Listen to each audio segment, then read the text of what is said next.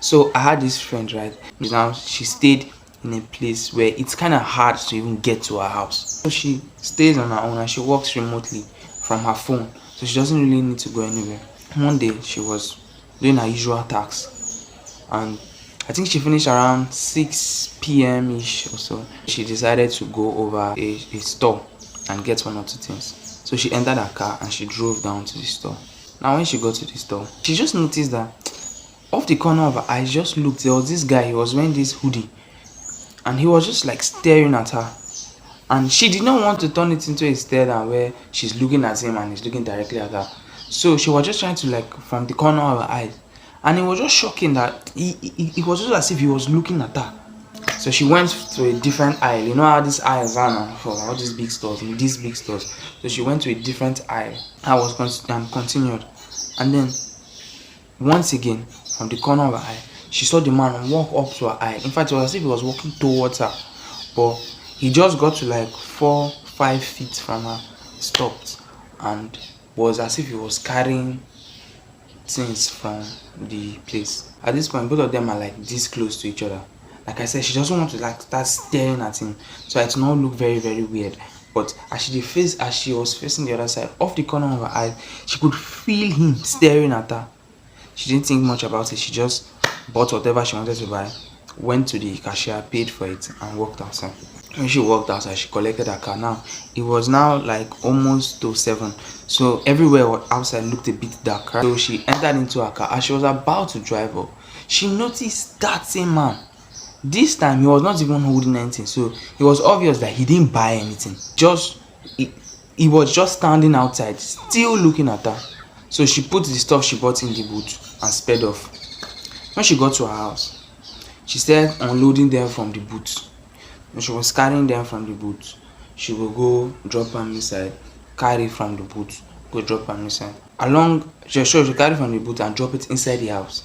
She did this about 2 times. Then her dad called her on the phone, and he was just trying to check on her, so the call was not a very long call. However, at this point, she just raised up her head, looked at the road, and just saw a particular truck, close to her house. So she was just staring at the truck. This happened in the night, so she wasn't seeing the truck very, very clearly. But she knew that it was a truck. The headlights were not on. So she just assumed maybe it's one of these drivers that is sleeping, or she didn't really know what to think. Spent some minutes just looking at to make sure, because it was confusing. This was a place that people were rarely there. She knows if she had like 3 neighbors, she knows all of them. So that truck does not deserve to be there. Anyway, she looked at it. She knew that it was very weird. She carried her last stuff from the boot, went inside the house, locked all the doors, and then kept her window open. And she was just looking at the boss. Because of that man that she had met in the store, she kept on looking at the boss for some minutes. She kept the curtain open. She stayed in the parlor. She was watching TV. After a while, she would go and check. After a while now, she got tired. She wants to sleep. So she closed the curtain, went upstairs. She decided that maybe she's just overthinking it. So she went upstairs and tried to sleep. Around all these 2 or so, she woke up to try and use the toilet. This her house now is upstairs. So there's downstairs, there's upstairs. As she went to the toilet, she said she could hear like somebody was walking downstairs. Her toilet is upstairs.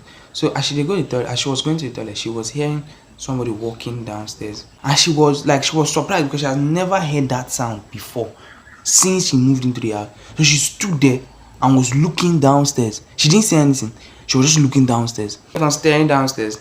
After a minute, she felt like she was seeing something like a shadow somewhere that was not moving. She felt like she was seeing a shadow. So she moved quietly back into her room, locked the door, and called her elder brother. Like, see, it's like there's somebody in my house. This is why it's good to have good relationship with your family. This guy he came with like 3 of his friends. Her brother came with 3 of his friends.